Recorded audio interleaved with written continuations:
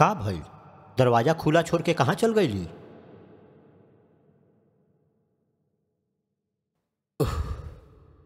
कहाँ चल गईल?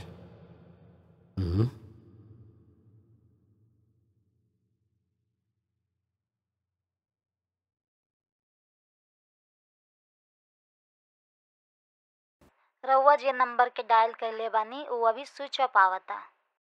कृपया कुछ समय बाद कोशिश करी।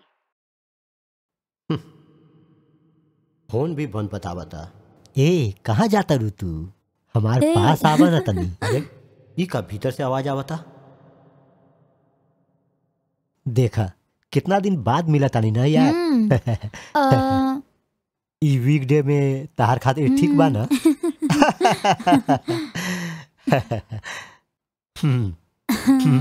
बोला ना।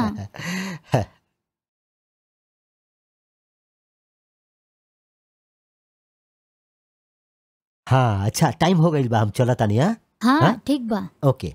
अच्छा तो हमार गैर मौजूदगी में यह सब काम होगा था। हाँ तहार ऊपर कितना भरोसा कैले रही हम। छी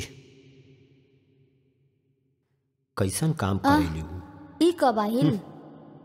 पता न कब से बैठल बा यहाँ। दरवाजा भी खुला छोड़ देनी हम।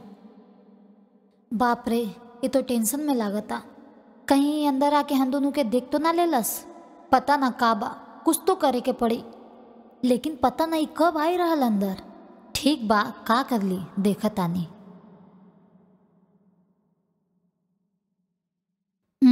काफी देर हो गई का आके? हमारा 1 घंटा हो तो गया। हम क्या आवाज काहे ना लगेनी है रउआ? अच्छा चाय कॉफी कुछ लेके आई? थाकल लागता नहीं। रउआ से ही तो पूछता नहीं। ना कुछ ना चाहिए। काहे का भइल? तहार कमरा में जे रहे वो के बा? वो हमारे एक्स बॉयफ्रेंड बा। वो तो हमसे मिले आए रहल। Ex boyfriend? एक्स बॉयफ्रेंड बा त का रूम के अंदर बैठा के बात करबू का? बेडरूम में ओकर का काम बा? पूछता नहीं ना, जवाब द। हम बैठ के बातें करत रहनी। पास में कोई काम से आए रहल, एक खातिर हमसे मिलके घर आ गईला बात करे खातिर। एमे गलती का बा? वो मिले आइल बा कि का करे आइल बा हमके मालूम ना। अगला बार यहाँ दिखाई देलक तो समझ ल तू यहाँ पर ना रहबू, याद रखी है।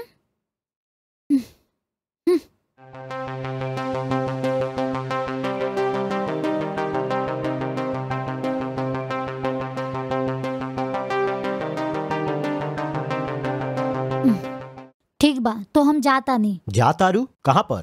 ताके बताए के कोनो जरूरत नहीं। कोनो जरूरत नहीं है मतलब? कुछ दिनों में डिवोर्स पेपर मिल जाये, ओमे साइन करके भेज दी है। Good by.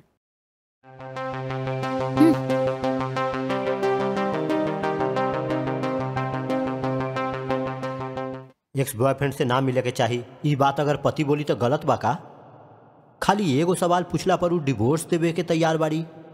का करी, हमार नसीबे खराब बा। हे भगवान। हेलो नमस्ते, हम डिटेक्टिव एस राय बात करतानी। बात का बा बताई? नमस्ते सर, हम हई रीचा। हम छपरा से बोलतानी। हाँ बोली रीचा मैडम। सर आप डिटेक्टिव हई ना? हम आपसे मिले के चाहतनी। जरूर मैडम, कहाँ आई बताई, हम खुद आके आपसे मिल लेब। सर आप सीधा घर आ जाइए, इहे हम बात कर लेतनी। ओके, हम कब आई मैम? सर आप अभी ये घर आ जाए, कोई प्रॉब्लम नहीं है। कोशिश करें शाम से पहले आ जाए। शाम के हमारे हस्बैंड आ जाए, जान जाए तो प्रॉब्लम हो जाए यही खातिर। ओके हम आवतानी, आप खाली एड्रेस व्हाट्सएप कर दी। ओ ठीक बा, हम अभी एड्रेस भेज देतानी। ओके मैडम। सर हम भेज दिल बानी, जरा देख ली, चेक कर ली। हाँ मिल गई मैडम, आपके एड्रेस हम देख लेनी। अभी से 1 घंटा के भीतर हम आपके घर में पहुंचा था। ओके ओके, 1 घंटा में आ जाए ना? ठीक बा पक्का मैडम। ओके आ जाए। जी मैडम।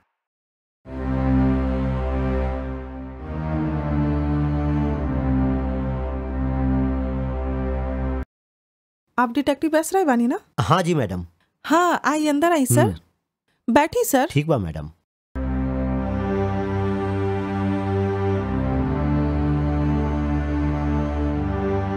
बताइए मैडम, आपके का सेवा करी? सर एक छोटा सा बात बा, हेल्प कर देम ना? पहले आप काम का बा बताई। वो काम छोट बा कि बड़ बा वो हम देख लें मैडम।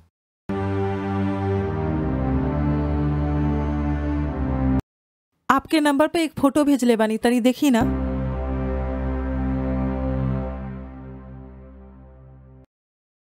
ई के बा मैडम, हमके का करे के होगी? इनकरे फॉलो करे के बा और हमरा अपडेट करे के बा। इनकर बारे में कुछ डिटेल बात हमके बताई। वो हमार हस्बैंड है। इनकर के लड़की से संबंध बा, हमके शक होता। इनकरा आप फॉलो करके हमके अपडेट दी। ओह, इनकर डेली एक्टिविटी के बारे में बताई तो अच्छा होगी। हर रोज ही सुबह 6 बजे उठे नी। 6 बजे उठे के बाद वो वॉकिंग पे जाए नी। ओकर बाद घर आके खाना खा के रेडी होके वो ऑफिस चल जाए। अच्छा, फिर रात के तो हर रोज घर में 10 या 11 बजे आ ही जाए नी। अच्छा, ओके। आपसे एगो बात पूछी, अगर हमार रिजल्ट पॉजिटिव होगी तो आप का करब, चाहे नेगेटिव होगी तो आप का करब? अभी उस मैटर पे बात करना जरूरी बा का? अगर हमार सवाल के सही जवाब मिली तभी तो जाके हम काम चालू करे सकब। अगर पॉजिटिव रिजल्ट आई तो हम माई बाबूजी के पास डिवोर्स लेके चल जाएं। अगर नेगेटिव आई तो उनके पास रहें। अच्छा ये बताइए आपके फीस कितना बा? जीएसटी के साथ 50,000 होगी मैडम। अच्छा ये बात बा का? रिजल्ट के मुताबिक फीस ज्यादा भी हो सकेला चाहे कम भी हो सकेला। काम के हिसाब से पेमेंट भी बदल जाई मैडम। बेसिकली ऐसन केस में एक तो मर्डर हो जाला चाहे डिवोर्स हो जाला। आप डिवोर्स देम बोली, वही खातिर हम ई केस के डील करब ये सोचतानी। न तो ऐसन काम हमके मंजूर नहीं खे। अगर राजी हैं तो हमके कोनो प्रॉब्लम नहीं खे। आपके कुछ एडवांस चाहिए का अभी? हाँ जी, 20,000 दे दी मैडम। 25,000 रुपया? जी, गूगल पे कर दी। ओके।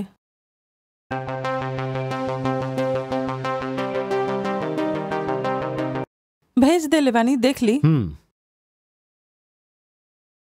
हाँ ओके मैडम, आ गई। हम 1 हफ्ता में आपके अपडेट कर देब। अच्छा ठीक बा। ओके। हम चलता नहीं मैडम।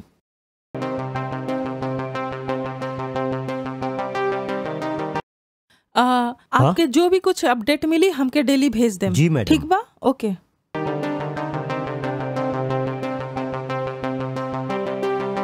हाँ सर। ना सर, उनकर भेजल काम बहुत सारा पड़ल बा सर, उ सब करे के बा ना। हाँ, उ सब खत्म कैला के बाद ओके बानी सर। तनुजा, तनुजा। हाँ जी, का भाई? एगो कॉफी बना के लावा ना। अच्छा कॉफी चाहिए? हाँ। ठीक बा, लावता नहीं। जी सर। हाँ, खत्म होते होते हम आपके फोन करके बता देब। ओके। हाँ ठीक बा सर। देखल जाओ तो बहुत सारा लोग मैनेजर से मिले आयल रहे सर। हाँ ले। ओके ओके सर। हाँ ठीक बा सर, ठीक बा। ई महीना तीसरा चाहे चौथा वीक में जाके सोचा तानी सर, चेक करके बतावा तानी। हाँ सर, कर सकतानी सर।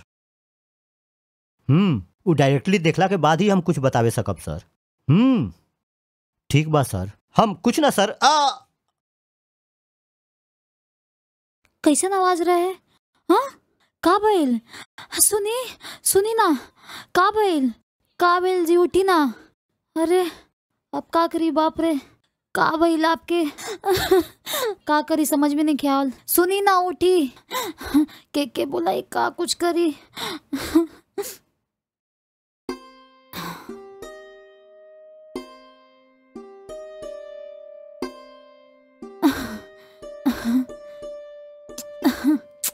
का हो गई?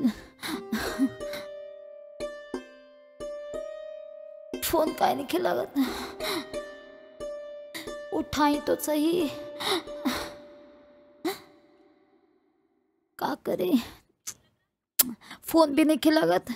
सुनी सुनी, का भइल आपके? सुनी ना, उठी।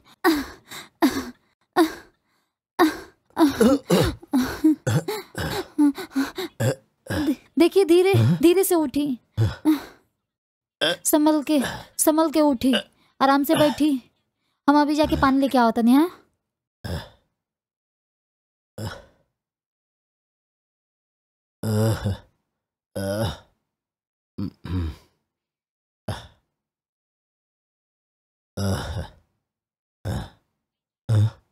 ली, आराम से पानी पी।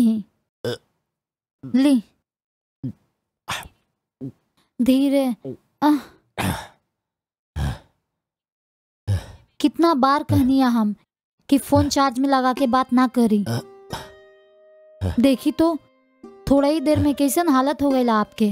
पता बा हम कितना टेंशन में आ गई। नहीं, फोन भी केहू के ना लगत रहल।